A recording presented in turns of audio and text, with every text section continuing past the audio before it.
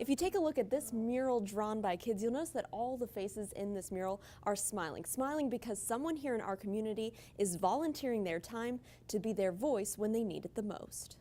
Someone like Charlotte Simpson and her daughter Elizabeth. Right now there's so many kids in need. We don't realize the type of living situations people have in our own city. Together, they signed up for Child Advocates, a nonprofit organization that assigns adult volunteers to children from abuse or neglect situations to spend time with them in their environment and then advocate what's best for them in the court. Right now, Charlotte watches over an 8- and 10-year-old in one family and a 6-month-old baby in another. This baby, as a matter of fact, I was at the house the day that she came home from the hospital. And so I just feel like this is a little bit like a goddaughter to me.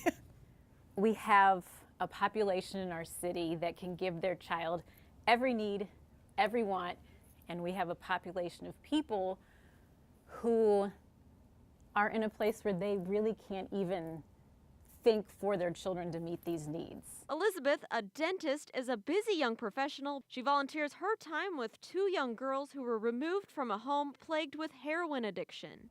You can gauge how they're doing just by how they act, even if we're playing a game. So it's really important to me to spend time with them and give them a time when they're not thinking about everything else that's going on. Executive Director Cindy Booth tells me volunteers undergo hours of training and learn about the court process, and people like Elizabeth and Charlotte are vital to meeting the needs in Indianapolis.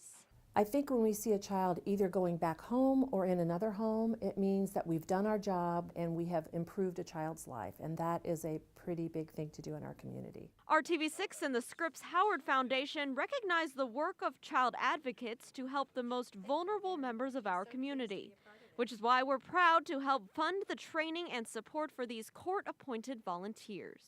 Lauren Casey, RTV6.